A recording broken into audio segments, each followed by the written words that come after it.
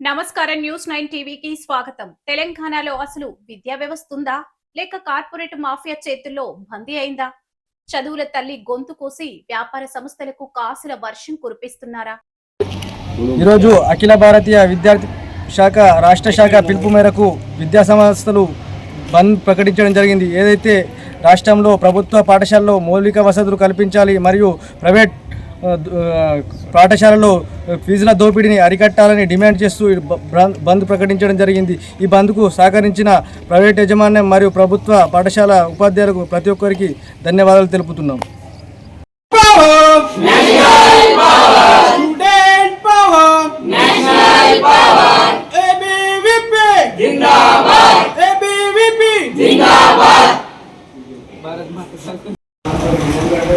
ప్రభుత్వ పాఠశాల మౌలిక వసతులు కల్పించాలని ప్రకటిస్తున్నాం.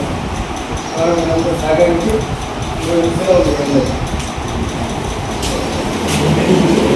అవును, ఇప్పుడు రాష్ట్ర వ్యాప్తంగా ఇదే చర్చ తీవ్ర దుమారం రేపుతుంది. ఓవైపు ఫీజుల పేరుతో ప్రైవేట్ యాజమాన్యాలు విద్యార్థుల తల్లిదండ్రుల రక్తం తాగుతుంటే, మరోవైపు ప్రభుత్వం ఏకంగా 23,000 ప్రభుత్వ పాఠశాలను మూసివేసేందుకు కుట్ర పన్నుతుందన్న వార్తలు పెను సంచలనం సృష్టిస్తున్నాయి. ఈ విద్యా మాఫియాపై ప్రభుత్వ నిర్లక్ష్యంపై ఏబీవీపీ రణబేరి మోగించింది. బేలా మండలంలో అక్షర సమరం ఎలా జరిగిందో చూద్దాం.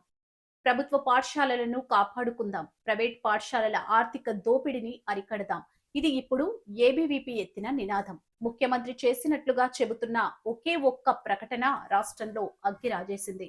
రాష్ట్రంలో ఉన్న 27,000 ప్రభుత్వ బడుల్లో ఏకంగా 23,000 బడులను మూసేస్తామని చెప్పడం వెనుక ఉన్న ఆంతర్యం ఏంటి?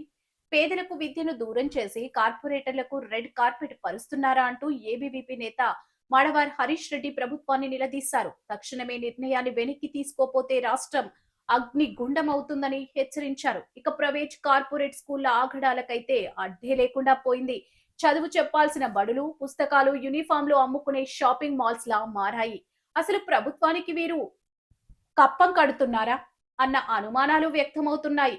విద్యా హక్కు చట్టం కింద పేదలకు ఇవ్వాల్సిన 25% సీట్లు ఎవరి జేబుల్లోకి వెళ్తున్నాయి? తక్షణమే ఫీజుల నియంత్రణ చట్టం తీసుకురావాలని ఏబీవీపీ డిమాండ్ చేస్తుంది.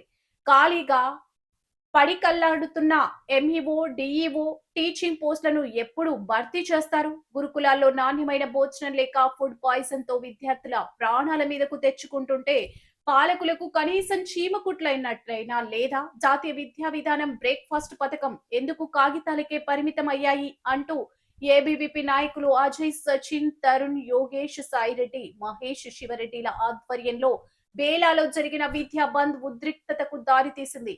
ఏబీవీపీ దెబ్బకు ప్రైవేట్ స్కూళ్లు స్వచ్ఛందంగా మూతపడడం గమనార్హం. ఇదే బేలాలో ఏబీవీపీ లేవనెత్తిన సంచలన ప్రశ్నలు నిజమే కదా? ప్రభుత్వ బడుల్లో వసతులు కల్పించాల్సిన పాలకులే వాటిని మూసివేస్తామంటే పేదవాడు ఎక్కడికి పోవాలి? ప్రైవేట్ స్కూళ్ల దోపిడీని ప్రశ్నించే నాదుడే లేడా? మరి విద్యారంగంలో నెలకొన్న ఈ మాఫియా రాజ్యంపై ప్రభుత్వం ఉక్కు పాదం మోపుతుందా లేక చూసి చూడనట్లు వదిలేస్తుందా? ఈ బంద్తోనైనా పాలకుల కళ్ళు తెరుచుకుంటాయో లేదో వేచి చూడాలి. ఇది ఇవాల్టి స్పెషల్ రిపోర్ట్. చూస్తూనే ఉండండి న్యూస్ 9 టీవీ.